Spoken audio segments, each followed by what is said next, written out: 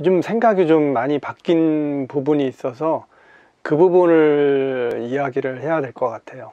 제가 이 비즈니스, 쇼핑몰 비즈니스 시작한 지가 10년 정도 됐어요. 요즘 이제 코로나 때문에 어떤 분들은 이제 뭐 비즈니스가 잘 되시는 분들도 있는데, 저희 같은 경우에는 기능성 패션 쪽이다 보니까 아무래도 외출이나 외부 활동이 지금 현저하게 줄어든 상황이 있기 때문에 저희 같은 경우에는 매출에 많이 타격을 받은 상태입니다. 요즘 좀 시간이 좀 많이 좀 생겼어요. 왜냐면 2019년 제 기억에는 7월 달부터 일본 불매 운동이 있은 후부터 매출이 조금 영향을 받았어요. 그때 매출이 거의 뭐 30에서 40% 정도 줄은 것 같고요. 작년에 2020년에 코로나가 생기면서는 정말 영향을 많이 받은 것 같아요. 기존의 그 매출에서 거의 70% 정도가 빠진 것 같아요. 그래서 사실 지금 올해 2021년도도 아마 이런 식으로 진행이 되면 아마 쇼핑몰을 더 이상 운영하는 게 어렵지 않을까, 조금 변화가 필요한 시기가 되었구나 라는 거를 느끼게 됐어요. 비즈니스 자체에 뭔가 좀 제가 흥미를 잃기 시작한 게 분명 있죠. 그래서 이 기준을 갖고 좀 살펴보게 했어요. 몇 가지 기준인데, 첫 번째로 현재 상황을 제가 어떻게 보고 있는가, 그 다음에 이 문제를 뭐라고 생각하는가, 그 다음에 세 번째 거기서 단서를 발견하고, 네 번째 솔루션을 만든다. 이런 식으로 네 가지로 구분을 해봤을 때, 지금 이제 그 10년간 해오면서 전혀 변화가 없었다는 건 사실 변화가 없었죠. 그러면서 성장도 없었고 계속 루틴하게 반복이 되고 있었다는 거를 알게 됐죠.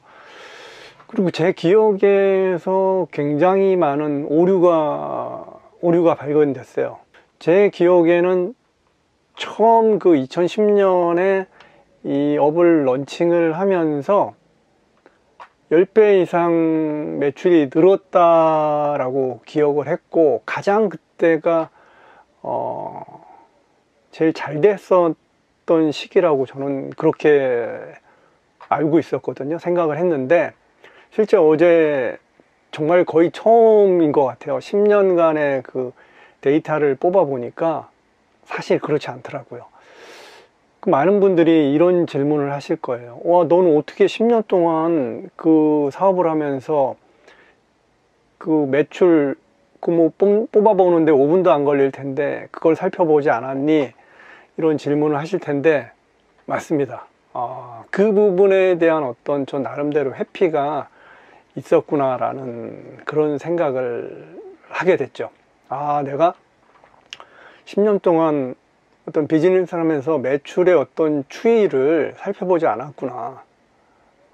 요즘에 그 재무제표를 조금 공부하면서 주식 때문에 재무제표를 좀 분석을 해보면서 가치 투자라는 게 어떤 것인가를 좀 살펴보면서 제가 느낀 건데, 매출이 계속 증가를 하지 않는 기업은 정말 그 성장의 가능성을 살펴보기가 어렵거든요. 특히나 우하향으로 계속 떨어지는 기업이라고 그러면 정말 투자할 가치가 없는 회사인 것 같아요. 매출 그 추이 곡선을 보니까 이렇게 돼 있더라고요. 2010년도에 그 10배는 맞아요. 워낙 매출이 없었기 때문에 땅바닥 스타트업이죠. 맨바닥에서 시작을 했기 때문에 전혀 없다가 매출이 늘어나서 그게 신기했고, 그게 가장 잘 됐던 기억으로 저는 인식을 하고 있었던 것 같아요. 그 상황이 4년, 5년을 계속 하더라고요. 매출이 거의 없이, 정말 지금 생각해보면 거의 손익분기도 안 되는 그런 지점을 계속 운영을 하면서 2015년, 2016년에 어느 정도 손익분기를 만들어 갖고 조금 수익이 발생하는 그런 시점이 됐는데, 저는 오히려 2015, 16 그 중반 그때가 오히려 더 매출이 하락했다라고 저는 생각을 하고 있었거든요.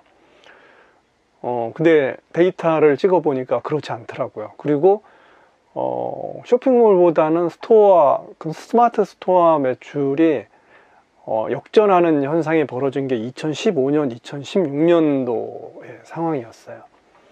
그리고 2017년, 18년에는 뭐 조금씩 우하향으로 떨어지는 기미를 보이다가 2019년, 2020년에 급격한 게 하락, 그 매출이 발생하지 않는 현상이 일어났더라고요. 그걸 눈으로 확인하다 보니까 내가 이런 식으로 운영을 하고 있었구나. 정말 어떻게 보면 코스프레구나. 그냥 남들 보기에 그럴싸해 보는 어떤 비즈니스를 하고 있었구나 라는 걸 정말 뼈아프게 느끼게 됐습니다. 그러면서 제 나름대로 아직 뭐 정확하게 보지는 않았지만 재무제표를 보면 뭐 부채도 자산이라 그러면 그렇게 얘기를 하니까 자산은 분명히 증가됐는데 그게 자본의 증가 속도보다는 부채의 증가 속도가 더 빠르게 증가된 것 같고, 그 다음에 영업이익률로 봤을 때 영업이익률이 계속 떨어지고 있다는 거죠. 영업이익률이 떨어지고 있고, 또 ROE 같은 경우에 투자 자본에 비해서 수익이 너무 미미하다. ROE도 좋지 못하고 영업이익률도 낮고, 그래서 그 이익이 발생한 것으로 자본을 메꿔가야 되는, 자본을 축적해야 되는데 그렇지 않다. 그래서 여기서 이런 혼란이 오게 된 게 공과 사가 구별이 안 됐기 때문에 제가 이런 착각을 하게 되었다라는 생각을 했어요. 이게 무슨 말이냐면, 개인 사업자이기 때문에 이 자본이 들어올 데가 없거든요. 제가 개인 어떤 대표가 그 자기 돈을 투자하지 않는 이상은 자본이 들어올 방법이 없는데, 그런 어떤 자본이 들어가는 방식을 부동산 대출이나 이런 담보를, 개인 대표의 담보를 제공해서 들어가는 방식으로 했기 때문에 어떤 그 부채가 점점 늘어나는 구조, 그런 식으로 사업의 규모가 확장되어 왔구나라는 것을 느끼게 됐습니다. 정말 좋은 방식은 아닌 거죠. 그래도 이제 그런 식으로 생각을 했죠. 부채, 남의 돈을 빌려서 레버리지 효과를 더 크게 만들 거라고 안일하게, 막연하게 기대를 한 거죠. 정말 그렇게 막연하게 기대를 하면서 그런 원사이클을 계속 10번을 반복하는 정말 바보 같은 비즈니스를 하고 있었구나라는 걸 깨달았어요. 근데 그 당시에는 그런 사실을 인지하지 못한 거죠. 왜냐면 회피하고 있었다는 게 맞는 것 같아요. 그 부분을 이제 점점 이제 제가 차후에 또 설명할 기회가 있겠지만, 제가 한 2년 전부터 공부하고 있는 WPI 심리 상담에 의하면 제가 지금까지 살아온 날들이 상당히 좀 부침이 많았지만 기본적으로는 M자 프로파일을 갖고 있었구나. 그러니까 불안 수치가 높을 때는 로맨 성향이 많이 올라가고, 그런 어떤 M자를 유지하고, 거기다 또 불행하게도 트러스트랑 셀프가 낮고, 이거 좀 말이 좀 어려운데 이건 이제 나중에 설명을 해 드릴게요.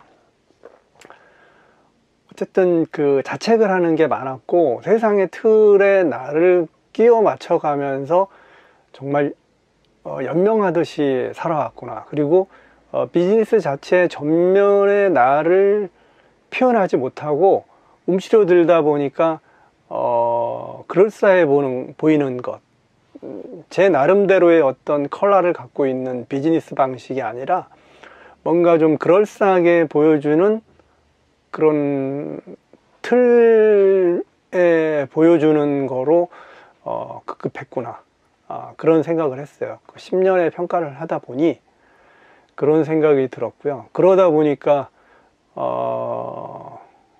뭐 수익도 먹고 살았다, 견뎠다, 연명했다, 이런 정도지 정말 자본이 축적되고 재밌게 정말 비즈니스를 했다라는 생각을 못하게 된 것 같아요.